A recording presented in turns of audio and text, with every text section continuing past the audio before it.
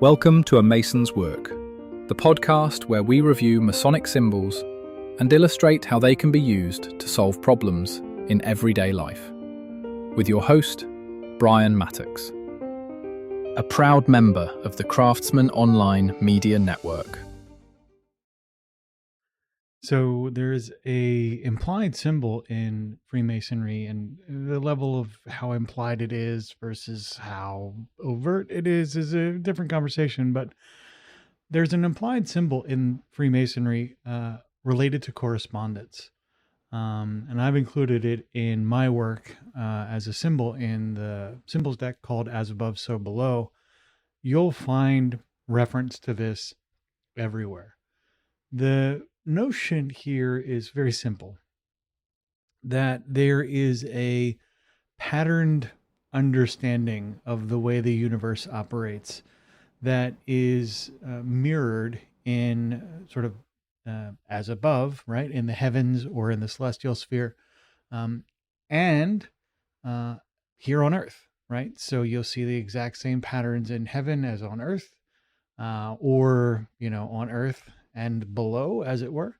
You'll also see the same patterns as within, so without. This principle of correspondence is romantic, and it is in a lot of ways, as any of the cognitive tools, useful and completely false, right? The idea that there is some elements that you can find are true. You can find some examples of this in the world where, for example, the organizations of planets and solar systems and galaxies seems to track to the organization of atoms and molecules. That's awesome. And, at some level might be functionally useful for you as a cognitive tool. There's plenty of evidence, though, where that's not the case. You can't compare. It's an apples and oranges comparison, right? So you'll continue to find these kind of patterns throughout the world, throughout your own internal landscape, as well as out in nature. Those patterns, again, don't necessarily need to be true or accurate to be useful. And this is an important distinction, because a lot of folks want things that are useful to be true and accurate. But the reality is, and I think you'll find this with even just a modest inquiry, that the things that are true are relative, and your understanding of truth as a concept is emergent with your level of understanding of the world. For example, the answer to why is the sky blue changes depending on your ability to understand the complexity of the underlying physics and mechanics and all of that kind of stuff. And the further you trace that line of inquiry, the more you have to describe the operation of the entire universe to get to an abstraction that, again, may or may not have any meaningful impact on your day. So when we talk about as above, so below, or this as within, so without correspondence, it's important to note that this is useful to the extent that it is useful. And when it stops being useful, discard it as a symbol that you're trying to work with. So when we operate with this in mind, we can start making reasonable projections and assumptions. When you, for example, clean out let's say the place where you're working, when you take all of the distractions out of your office or out of your home, that creates a clearer space for you kind of to be in. It also creates a clearer headspace for you to operate in. This is why one of the first things we do when we work to change our exterior is we tend to clean up, or work to change our interior, we tend to clean up our exterior. This is, both cosmetic, but it's also cognitive.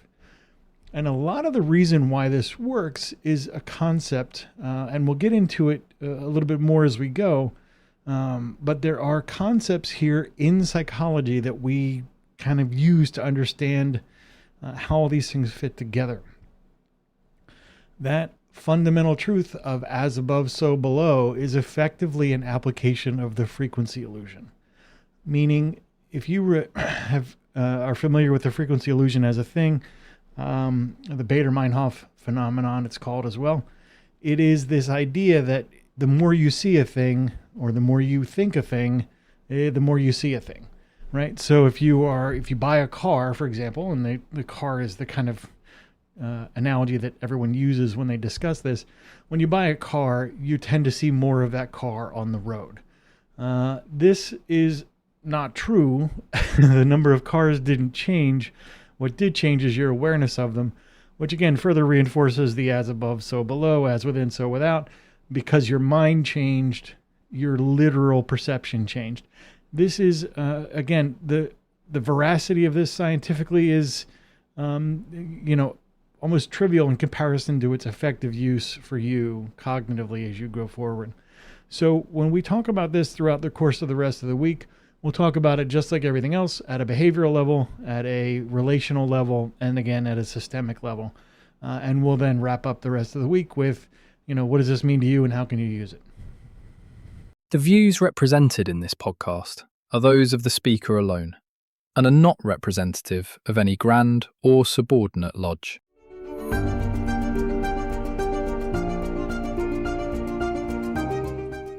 Hi, Brian here. I wanted to thank you so much for listening to this episode. If you have any suggestions or guidance for further episodes you'd like to see or hear, whatever the case may be, please don't hesitate to reach out to me at amasonswork.com, and we will try and incorporate your suggestions into a future recording. Thanks.